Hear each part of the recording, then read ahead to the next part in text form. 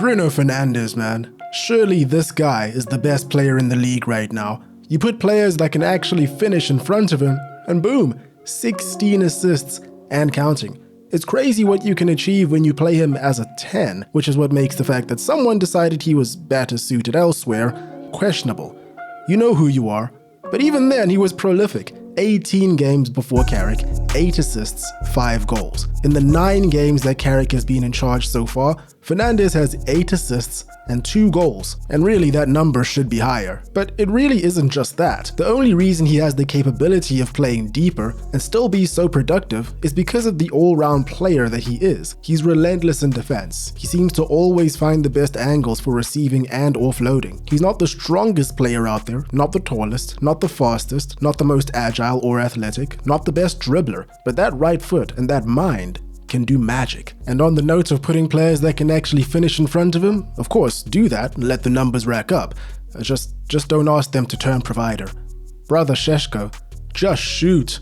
In the latest edition of the Champions League is Lava, Chelsea have resorted to some sort of summoning ritual to end this rough patch. It didn't work. The ref can't quite understand it either. Liverpool, although nowhere near as severe as Spurs, made sure the world knew that they are also quite awful this season. Their best attacker, defender and midfielder was visibly upset after the game, all of them being Dominik Szoboszlai. And if we keep going like this, next season we should be happy if we play Conference League. The commentary I was watching had the audacity of saying that Szoboszlai has a shot at Liverpool Player of the Year. Brother, he's their only player. If not for Richarlison, really one of the only Spurs players that seems like they actually give a toss. Spurs misery might be past the point of no return. At least he kept his shirt on after celebrating this time.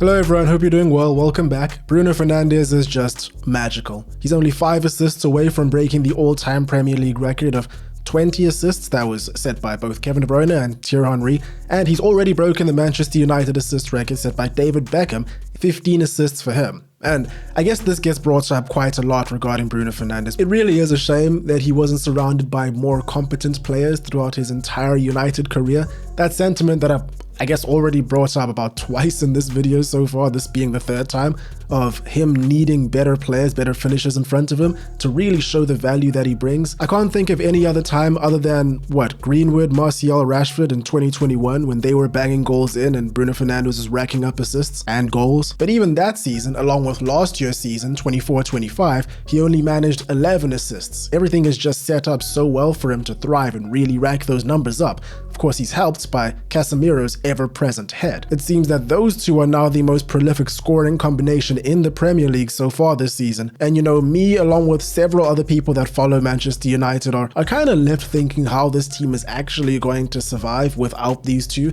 Casemiro, we already know, is leaving at the end of the season. Bruno Fernandes, we've already established he is the sort of player that can play on for a very long time, doesn't rely on his physical qualities, really is just all up in there in his mind. He's only 31, he can survive, he can play for a bit longer, but there will come a time where the pace is just a little bit too fast for him, and it comes really quickly. I remember with Kevin De Bruyne, it was almost overnight where he was costing City a bit too much. I know, different player, different situation, but you know, I hope you understand what I'm trying to say. It's a rough prospect to think about because this team has little to no creation without Bruno Fernandes, and Casemiro is just such a driving force that this team doesn't have either. So anyway, let's think about that later on. Let's push that sad thought to another day. That's what I do with all my problems. Push it down, think about it later. It doesn't exist. Aston Villa. It's sad to say that it seems that a lot of people were right about Aston Villa when they were in fantastic form earlier on in the season, racking up all these wins, getting all these points, even looking like they might be in a bit of a title race. You know,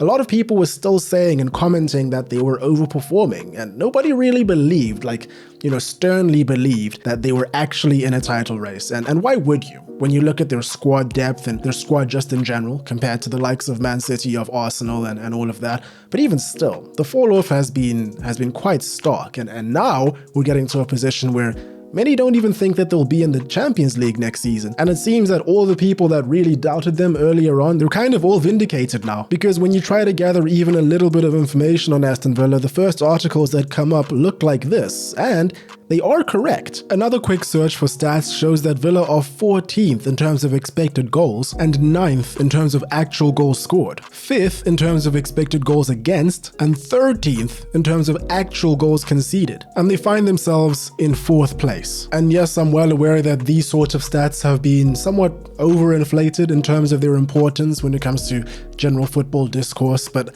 it's also hard to argue against the fact that they seem quite relevant and they do paint a picture that it seems truthful, especially when you look at Aston Villa's current stats right now since the turn of the year. They've only won 3 games in the Premier League since the 27th of December, and they've only picked up 12 points out of a possible 36 in that same time frame. And you know, it seems like all of their previous overperforming is coming back to kind of balance the scales a little bit right now. And Unai Emery is just such a fascinating case. I have said I'm still working on that Arsenal Unai Emery video.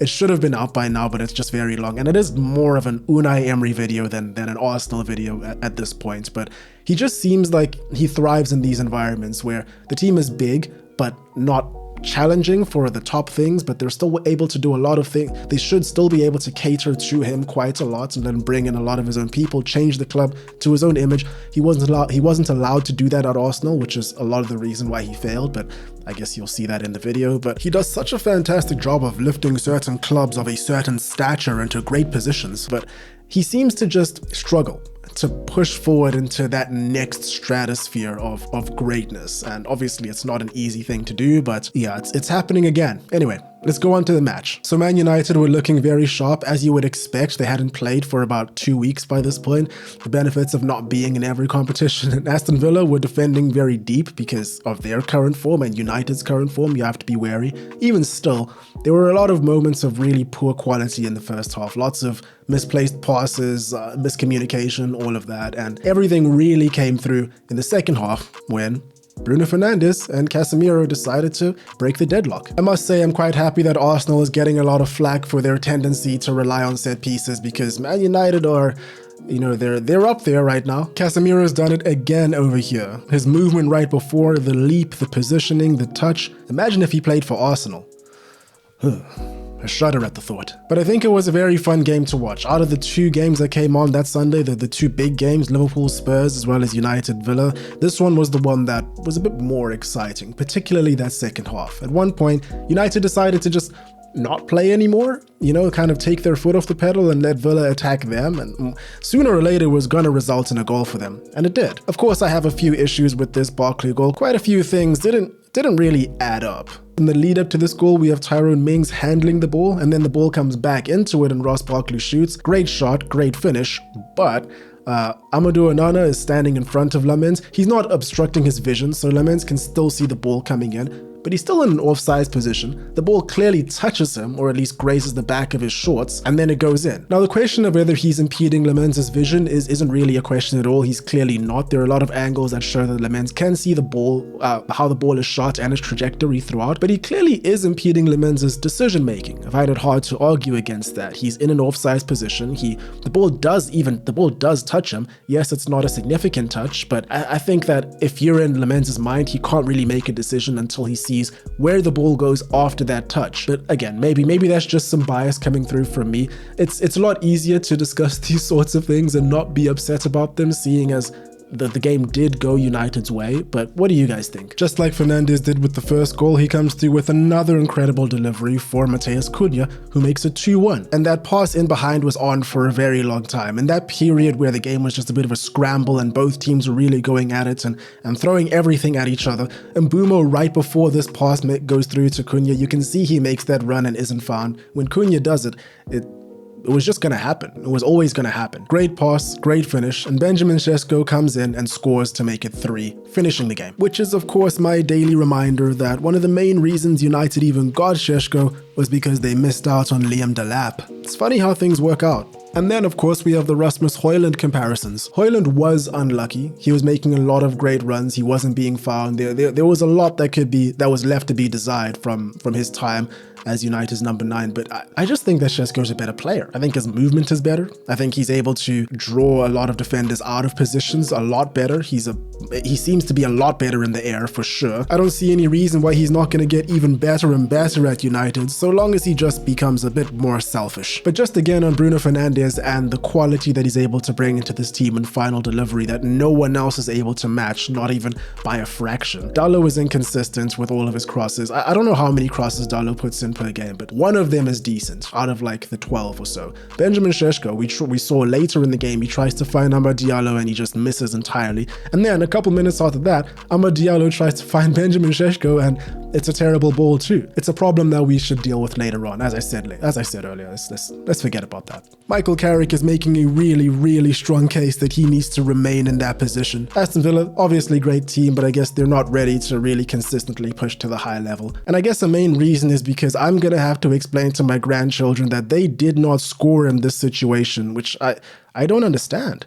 They are attacking here, by the way. Anyway, let's talk a little bit about Liverpool versus Spurs. So I guess it's more or less confirmed that this season is some sort of a fanfic written by an Arsenal fan. It's the only way that you can explain Spurs' malaise, Arsenal's incredible form, the fact that City have just dropped points against a relegation candidate for the second week in a row, drawing first against Forest and now against West Ham. But still, going into the game versus Liverpool, I thought that Spurs had the chance to do a really funny thing. And they kind of did, in a way, coming away with a point. Neither Spurs nor Liverpool draped themselves in glory here, but I must say that the refereeing in this game genuinely made no sense. I was scratching my head almost the entire game wondering how things weren't called. So many fouls, so many corners were missed, a couple penalties were missed. Vicario at one point just straight up rolled out of play with the ball in his hand, very clearly out of play. This wasn't called, he just played on. Like how is this allowed to happen? What is the linesman looking at? Liverpool's first goal was courtesy of a free kick that was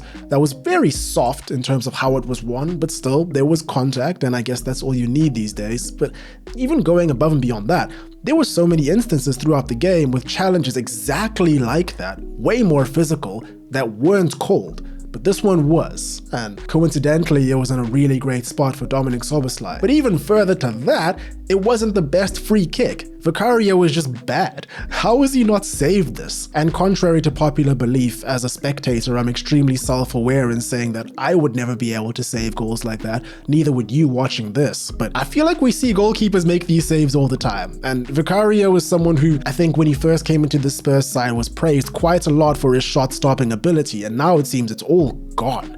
Everything, which you would have probably hoped as a Liverpool supporter that they would have taken a little bit more advantage over, but they just didn't.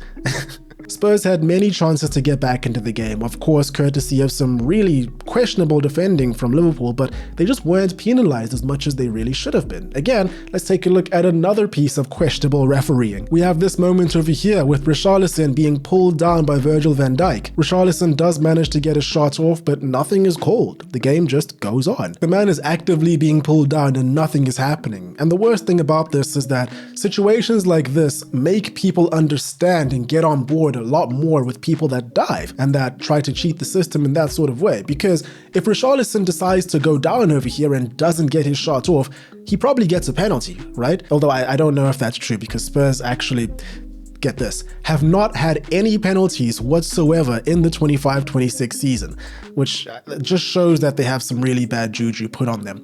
But still, let's look at another example of what happened to Spurs last week. Mickey van der Ven does pretty much the exact same thing that Virgil van Dijk did to Richarlison here, but he does it against Ismail Assar against Crystal Palace, and he gets sent off. Palace gets a penalty and the entire game is derailed from there. And this was the right call. It's a foul, it's a penalty, it's preventing a clear goal scoring opportunity. Just like how I guess you could argue that Kolo Muani pushing Gabriel is a foul in the box, which brings up the question of why this same infringement is not called when it happens to Spurs. So if you are a Spurs supporter, I think this season you are well within your right to say yes, we've been horrible, but also, man, the elements have not been in our favor, because they haven't. At the very least, Richarlison was able to secure a point at the end of the game, and I think that point will go quite a long way towards survival, if it were to happen. And I can't believe that we're talking like this about Tottenham Hotspur, man. survival. 2026 is a wild year. So this is what we're looking at right now. Arsenal now 9 points ahead. City, of course, have that game in hand, but realistically, barring something tragic happening, which is looking less and less likely by the week, I think that Arsenal are going to walk away with this. City and Arsenal, of course, still have to play each other, but Arsenal have a superior goal difference. They can afford to lose twice. Another reason why this won't happen is that their defense is simply remarkable, and just about every player in their back four, including all of the backups for the back four, can play across the defensive line. And City will essentially have to win every single game from now on, which, as we've seen, is kind of a tall ask for them right now based on the caliber of opponents that they've just dropped points to. Again, there is just too much happening in Arsenal's favor right now. Like, I didn't watch their game, but I just feel like everything in the universe is pulling towards them lifting that trophy at the end of the season. Like, there is this clip of Calafiori blocking a shot in the most obscene way possible against Everton. Like, I don't think people realize just how shocking this is. Okay, so if you're alone right now, preferably if you're at home, don't do this in public, but I want you to just try and do what Calafiori did over here in this clip. Like, I'm not gonna do it, but just like put yourself in that position and then think about the sort of mind connection you have to accurately kick the ball like that and block it and actually get the trajectory correct from such a short distance. It's crazy. And then you have a 16-year-old coming onto the pitch, inspiring the first goal right before the end of the game, and then scoring a second in pretty much the final kick of it. It's like I said, man, Arsenal supporter fanfic. It's the only explanation for this. And there we have it. Unai Emery video will be out soon, hopefully. That's all for me today. Hope you guys enjoyed. Hope you're having a great day. Cheers, and I will catch you in the next one.